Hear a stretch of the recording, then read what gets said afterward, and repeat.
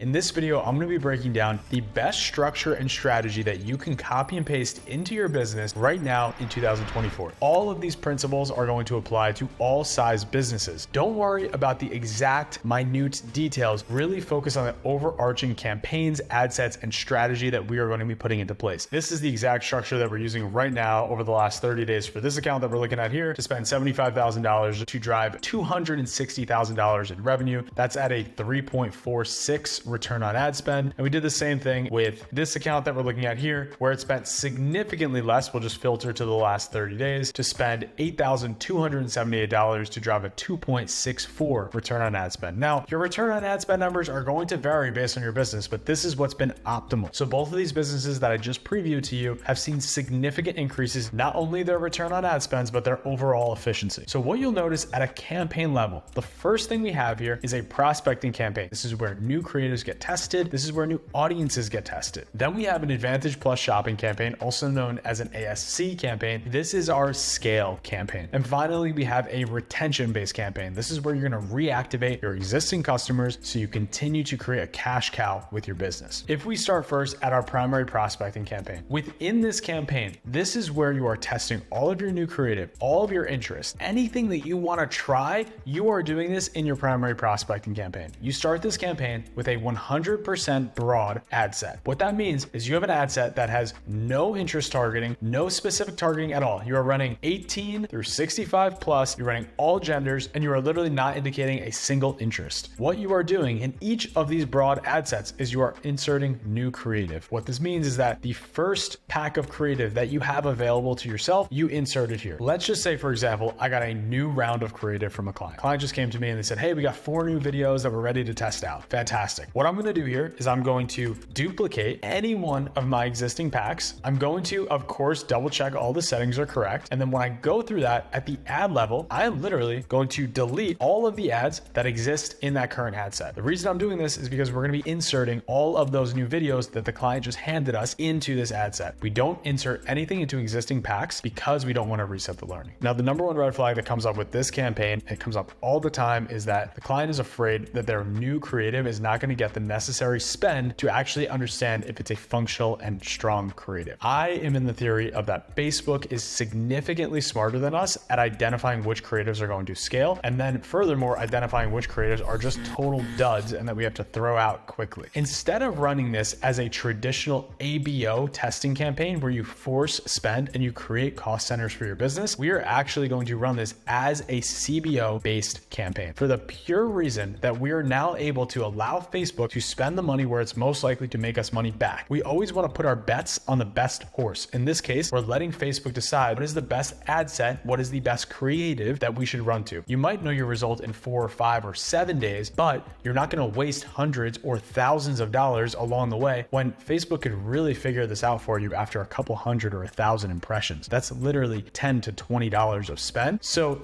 that covers the couple of most important parts of the prospecting CBO campaign, right? We have these 100% broad new packs that always insert new creatives. Every time we get new creatives, we then launch a new broad pack and then continue to launch new creatives into new broad packs. What do we do with the ASC, the scale campaign? If you don't know by now, Advantage Plus Shopping is the most invested product by Facebook in 2023 and in 2024. And I imagine that we're going to continue to see these products get better and better in 2025 and beyond. The ASC scale campaign is really great at finding massive broad audiences and acquiring new customers for your business, plus doing a pretty good job of retargeting for us. So what we do is we take the best 10% of our creatives and we graduate them into the ASC scale campaign. So now what you're going to do is on a 14-day basis, every 2 weeks, you're going to go into your prospecting CBO campaign. You are not filtering by anything. All of your broad packs are going to be selected, and then you are going to go to all ads. When you go to all ads, you should now see a variety of different ads here. So nothing should be duplicative. Everything should be completely different. Now you can see by my ads here, there's often different looks and feels, and some of these feel very, very similar. That's because we're creating variations of different ads. What we're focused on is what metrics are you looking at? The number one metric that I want you looking at is spend, and the second metric I want you looking at is value. But what you're gonna see here is your top ads sorted by spend. Take the top 10% of those. So in this case, we have 34 ads. We're taking 3 or 4 ads and we are graduating those into the ASC campaign. Now, what I'm looking out for are ads that spent the most and did so at a high return on ad spend or a low cost per purchase. I'm not going down to the bottom of the low spending ads and just trying to cherry pick 1 or 2 that have a really high return on ad spend. If you sort by return on ad spend, this entire system breaks. So you have to sort by amount spent, and then only those high spenders also have a high return on ad spend or a low cost per purchase, depending on your goal, get graduated into the ASC campaign. Let's say these 4 ads were our top ads. We're gonna graduate these exact 4 ads into our ASC campaign. We would select these ads, we would click the duplicate button, duplicate with current settings, very important. And then we are going to click existing campaign. We're going to find our ASC campaign. We're gonna take the only existing ad set because it's an ASC campaign. Keep show existing reactions, comments, and shares on new ads and click the duplicate button. Once these are duplicated in, you really don't have to do anything. In this case, you can see we got a couple of red flags. So you can go through these and make sure that the destinations are correct, make sure you have UTM set up properly. But the key thing that I want you to take away here is you're taking your top 10% and you're graduating those into your ASC scale campaign. We understand how to create 100% new broad packs. We do that every time we launch new creative, no exceptions. I don't care if you have 1 new creative, I don't care if you have 30 new creatives, put them in individual packs. Second, we are creating and graduating the best ads only, truly top 10%. If you want to have an edge case and go 15%, great. Why does this work? If you know for a fact, Facebook has proven out that those top 10% are not only fighting for ad spend on their own within their own ad set, but they're fighting for ad spend across everything in your prospecting account. We have proven winners. Those proven winners are getting graduated into the ASC scale campaign. This ASC scale campaign should absolutely blow away your existing return on ad spend. It should be your best campaign in your account outside of the retention campaign. It should smash prospecting CBO. And the best part is you should never have to pause anything down in this campaign. But when we are actually optimizing this campaign, we are only doing this every 2 weeks. That is so important. We're not just going in here as we feel and pausing ads down. Strictly every 2 weeks, the ads that are spending the least and have the worst return on ad spend, we pause down. So I'll have anywhere up to 15 ads here. I'm completely fine with that. Now you're probably gonna wanna touch your Advantage Plus campaign when a few ads are not working as well. I would really urge you not to. These ads should be bulletproof. They've proven to work in other campaigns. They've proven to work against broad audiences because we've tested them here or here. And now we've pushed them into a super broad Advantage Plus campaign. This is giving us maximum reach only with your best creatives. The question of what's my budget split? How much do I put here versus how much do I put here? So if we actually look inside the ads manager, we have to make this determination very carefully. What's going to happen over time is you're going to allocate resources more and more into your ASC scale campaign. So what I recommend is if you're just starting this today, you're really gonna put in your first 3 to 5 best creatives into your ASC scale campaign, and you're gonna put everything else into your prospecting CBO campaign. Basically, set it 50-50. Over time, what you're gonna wanna do is simply scale this ASC scale campaign steadily. Anytime it is over the acceptable return on ad spend or cost per acquisition that you're targeting, you're just gonna inch that budget up in increments of 10 to 20% at a time. The prospecting CBO campaign, on the other hand, we're really not scaling that often. We're usually keeping it in a rough range where it's about 30% of the total account spend. So as this ASC scale campaign scales up, or as your account matures, prospecting CBO should really be about 30%. Don't listen to those who are telling you have to push everything to a test campaign. People that think they're smarter than Facebook, they're not, I promise you. We just need to cater to the algorithm and still have levers that we can pull. So this is why this actually works significantly better. In a normal testing setup, we'll just call this normal testing setup, you have an ABO test campaign, and that campaign is usually taking up 20% of your budget. So this is gonna be budget, it's taking up 20%, and then we'll just assume our overall budget is $1,000 per day. So this is now on average driving $200 in daily budget. Our normal testing setup, which most people preach, is spending 20% on testing. That's $200 per day. Let's say that performs at a ROAS of 1.5 and the rest of your account performs at a 2 return on ad spend. Testing new creatives and testing things is going to perform likely a little bit worse than your average. So the rest is going to be 80% of your budget, which is naturally going to be $800. And your ROAS for your average, we're going to say is 2. Let's just talk about revenue. We're taking the 200 that we're spending per day, multiplying it by the 1.5. That's how much revenue we're driving. And we're doing the same here. So that means on a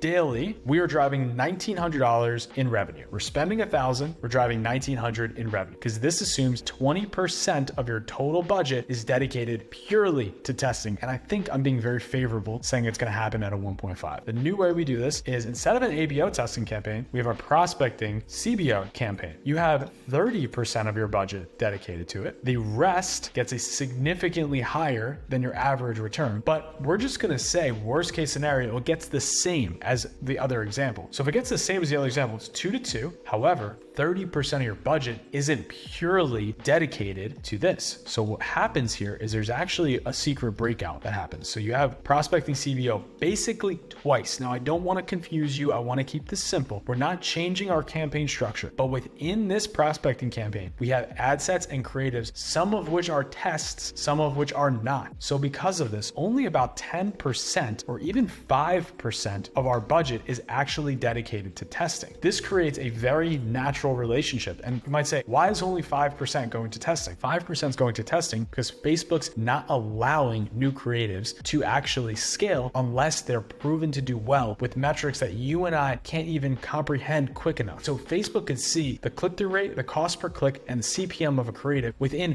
a couple of moments, within $5 to $10 of spend, and determine if it's going to be scalable for your account. What we would see is we would have to wait for 10 or 20 purchases to happen, which could cost hundreds of dollars.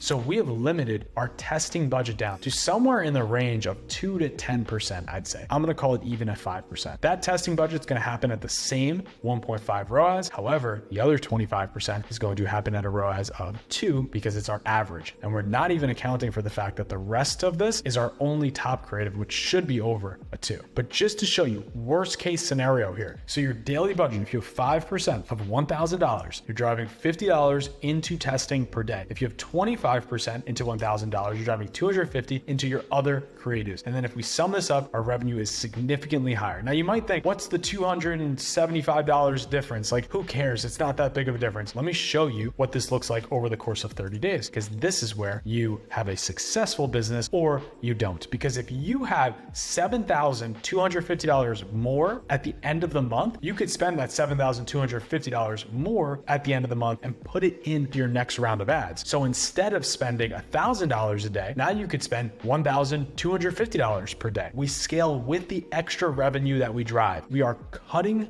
costs and allocating those costs to the best possible location where you're most likely to get revenue for your business. It should be really simple. If we as people set up the structure that is really doing most of the work for us and monitor that with basic rules and a few automations, we are going to get the $65K per month instead of the $57 per month, which is a literal major difference in your business. We understand the value and the role of each of these campaigns because these campaigns are actually the true core of our entire business. They are what's going to scale you efficiently beyond your current expectations. But there's one thing we're missing here, and that's the interest. Facebook has had a weird relationship with interest-based targeting in the last few years. You might have realized that interests have been going away. There's been less interest. There have been a massive push towards broad audiences. There's just been a lot of changes going on. I think interests are still extremely valuable. In fact, we're seeing them outperform broad audiences in most cases. They're just not scaling as much. So here's what we do. The same exact philosophy that we take in graduating our CBO creative into the ASC campaign gets applied for graduating any new creatives that are within the top 10%. And we add those into a single interest ad set within the existing CBO campaign. If you do this this in a different campaign, you lose the value of the CBO. The CBO holds your account down, keeps your account guided towards one goal. What we do in practicality here, this is our prospecting CBO campaign. We have a bunch of different broad packs. We've recognized and we've graduated those packs or those creatives into our ASC campaign. The exact same creatives that are getting duplicated into our ASC campaign get duplicated into a new pack within our CBO campaign, except we do one thing different. When you go into this pack, you're going to duplicate, and we are going to now call this interest underscore and whatever your interest is called. In this case, I'm just going to go with Nike. And now what we are going to do is actually go down to the audience section, Advantage Plus Audience. Click Switch to Original Audience Options. Do not listen to Facebook's based on our experiments. This experiment was run for 2 months, not even 6 weeks, on 16 advertisers. Guys, I'm telling you, if this was a better result, this wouldn't be 16 advertisers. There's over 3,000 businesses that join Facebook every single day. Do you think they only have 16 advertisers that they could really pull properly? Absolutely a resounding no. We need to make sure we are not guinea pigs. We are not being the test subjects for Facebook. So switch to original audience. What we're going to do is skip the custom audience section, go down to advantage detailed targeting, and we're just going to type in Nike. Make sure you select the correct Nike piece. We're not doing employers. We're not doing schools, not job titles. We're doing interests. And then you are selecting one single interest. We do not stack interests. We have a new Nike interest. It has our best creatives, the same exact creatives that we have in the Advantage Plus campaign. Let's just pretend this Nike interest worked really well. Duplicate it, try a different interest as well. Go from Nike, add Under Armour on the list, add Red Bull on the list. Make duplicates and make different interests that all have your top 10% of creative within. Over time, this prospecting CBO campaign is going to get bigger and bigger. We don't care. If your account is getting bigger, it means you're doing better because you only make these decisions. You only scale both your ASC and prospecting campaign when you have new creative and when things are working. And if things aren't working, your account's not going to get bigger. Every time we want it to have to fight its way to the top. I don't care if it takes an extra week. This takes manual work, and think very long term here. And then finally, what happens if you actually have an existing customer base, you have a big business, you're trying to drive repeat purchases? We have no retargeting here. The ASC campaign handles a lot of the retargeting for you, so we're comfortable with the best ads launching in retargeting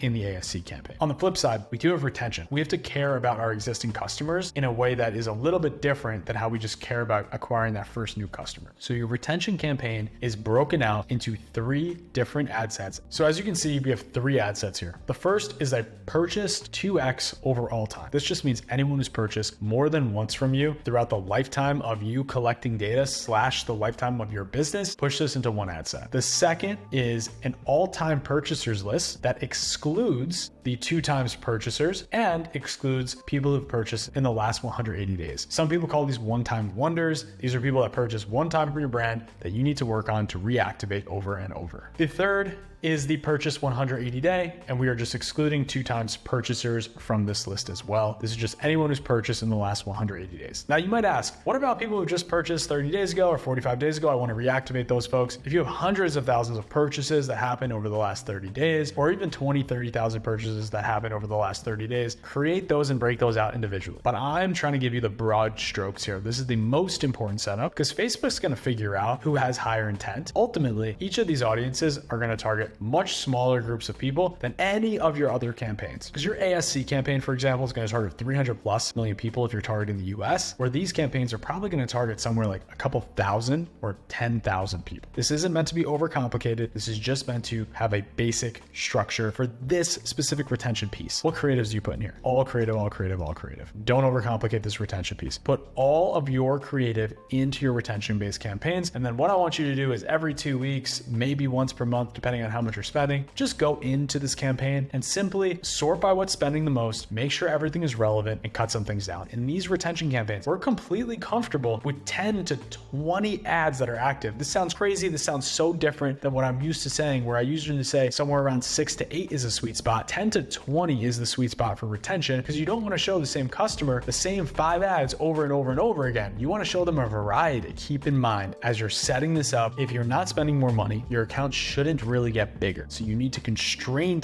your account based on how much you're spending. If you're scaling 10, 20, 30% more every week, that's what you want to do, and you want to expand your account naturally. Retention should just be managed on a frequency. Manage this to a 7x frequency every 7 days at most. What that means is you go into your ad account, you scroll down to the right here, and you should find a column that says frequency. At the very bottom, you want to make sure this average is no greater than 7 when you look at the last 7 days. If it's greater, just lower your budget. It means you're hitting your customers a little bit too often. If it's under 7, probably okay, anywhere from 5 to 7. Under 4, definitely up your budget a little bit more. If you want someone else to manage your account, if you're looking for a true expert, visit themoonlighters.com to sign up and apply to see if you could fit to work with us today. And now that you know the exact strategy that we use, you're probably wondering, how do we keep up with all these changes? So there's 101 changes that come out on Facebook all the time. Click the link to this video below and we will guide you through all of the most recent changes that have happened on the Facebook platform, along with a variety of different strategies that we have been deploying so that you can set up your account to be the most successful that it could possibly be. And I will see you guys in the next one.